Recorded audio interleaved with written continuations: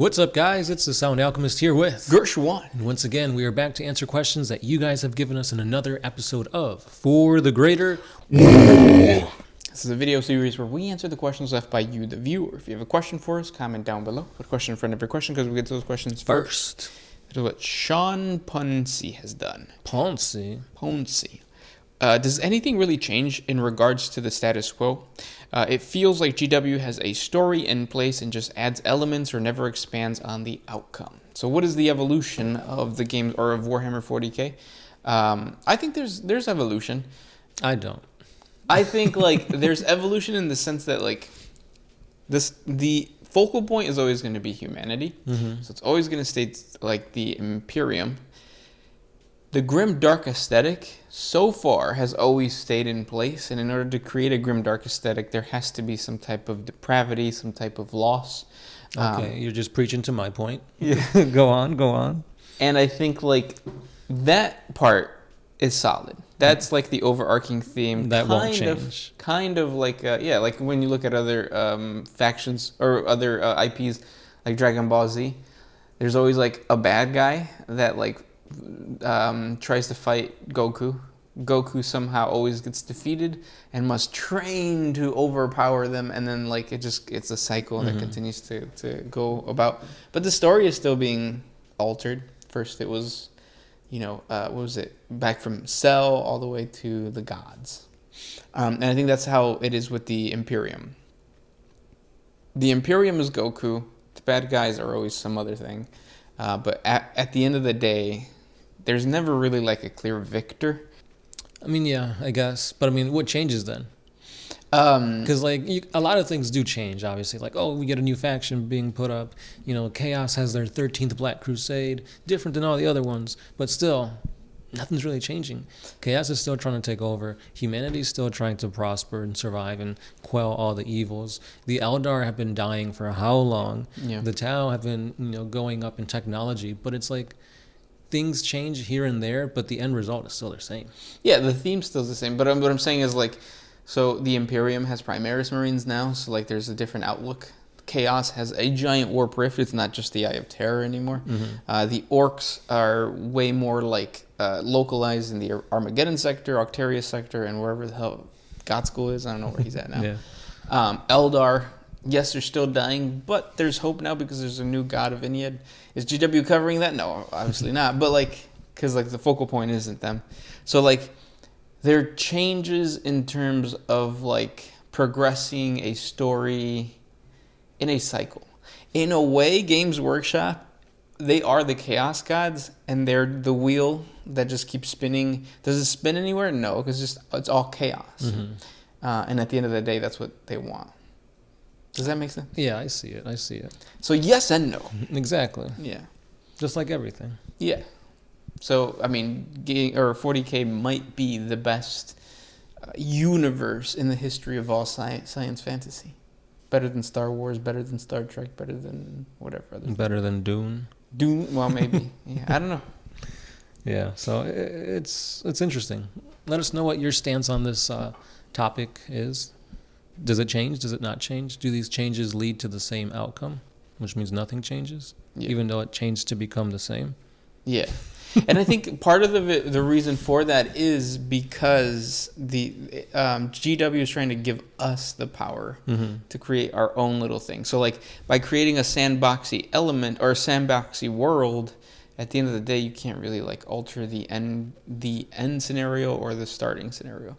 It's almost like if you have ever been a DM for a Dungeons and Dragons game, like a good DM will create a world where you give the players like the illusion of choice. Yeah. But there is none. No, there isn't. So it's kind of the same thing where it's like, sure, Space Marines are doing this thing. Sure, like the Eldar are doing this thing. But at the end of the day, we're all coming back to the same thing. Yeah. All is one, one is all. Yeah. It doesn't matter if you're in this sandboxy world making, towers and castles. It's still sand at the end of the day. Yeah.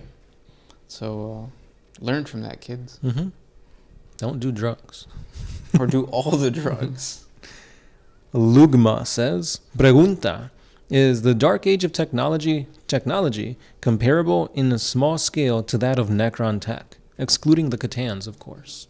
Yeah, no, the Necrons are way, way, way far advanced. Yeah, Necrons were like saying, "Oh, this is what physics says you can do." Nah, we're gonna phase through things, mess with time, space, and just basically become gods. Yeah, dissolve matter without it turning into a nuclear explosion. Mm-hmm. The Necrons are probably the only race that actually can change things. Yeah, but they don't want to. They don't, because they're sleepy and they will fight each other. Mm-hmm. Yeah. Thank you, GW. Yeah. But I mean, think of it this way: they were so technologically advanced that these like gods, the Catan, they basically captured them and made them their slaves, their pets, their Pokemon. They are Pokemon. Mm-hmm. Sharded Pokemon. Yeah. Con diarrhea. Next question comes from Angel Warrior 28.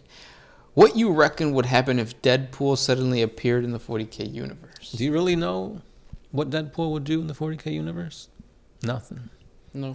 I mean, dude's just like think of him as Lucius the Eternal. Mm-hmm. Where I mean, yeah, he can mess stuff up. He has his regeneration abilities, but I mean, if he gets blown to smithereens, if he gets vaporized, he's done. He is. Think of him as like a humanoid perpetual. Yep.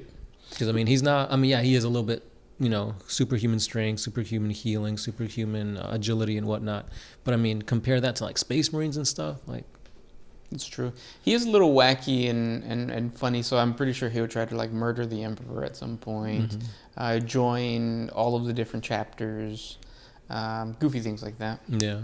Because so the whole concept of like adults cannot become Space Marines is because they would die during the gene seed implantation and the mind like rewarping and whatnot. But if Deadpool is indestructible, right, or like he has Wolverine's regenerative abilities, couldn't he just like?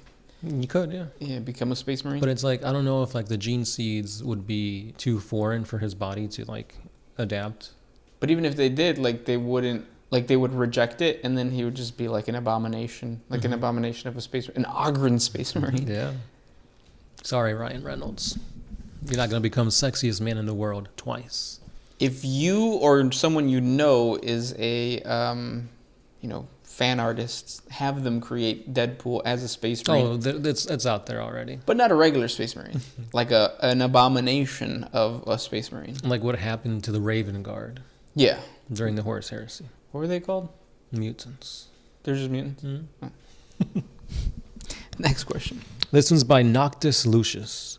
Since Belisarius' Call was able to activate the pylon, if somehow they can get their hands on another pylon, can they close the warp gate below the Golden Throne? Yeah. I think the Deus Mechanicus is trying to understand Noctis. Noctilus?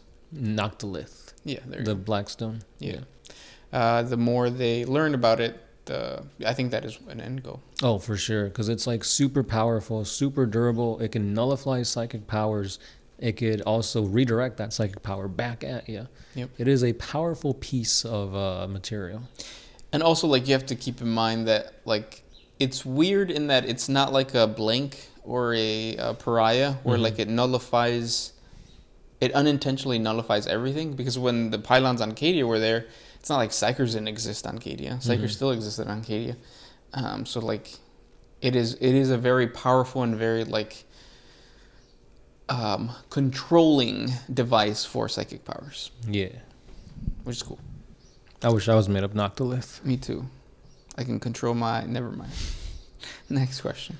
This one is by Gale Jr. O. It's 40K with chaos. If enough people believe in it, then it will become real. So here's the thing. Just because a lot of people believe in something doesn't mean it will manifest into a god or something of reality. Yeah. There are minor gods. There are obviously the chaos gods, and their belief and stuff does fuel them. But I don't think it works exactly like that. Right. Same thing with the orcs. If they believe red means they go faster, it's orky stuff. That's not 100% true. It's wishy-washy. It is. It's all just smoke and mirrors and perspective. Yep. It's like that movie, The Illusionist. That's all I have to say. Next question comes from Puppy SD or SB. Pregunta, muchachos.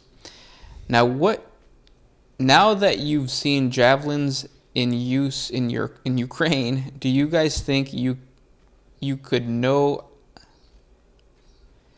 Do you guys think you could know out an Astarte with a javelin or nah? Gracias. Puerto Rico and Mexico. So I mean, like javelins, bazookas, any type of like anti-tank weaponry would definitely work against Space Marines. Because I mean, when a Space Marine fires a bolter, it's essentially a RPG as like a standard bullet. Yep. So I mean, for something of that caliber, I mean, yeah, it'll definitely knock a Space Marine on its butt. But I don't know exactly how well like power armor and ceramite and all that would work against like the materials used in like javelins and stuff like that. So. Yeah, even though there are the, I think they're the spears of the Emperor that use like some type of old school javelin with like a explosive thing. Oh yeah, that too. Yeah. Yeah. So could it happen? Yeah, for sure. Mm-hmm. How? We'll never know. Yeah. And those were the questions for today. If you guys have more questions for us, please comment down below. Thank you guys so much for watching and hanging out with us. We'll talk tomorrow. Para el WAAAGH grande. Gershwin. Found Alchemist. Out. Always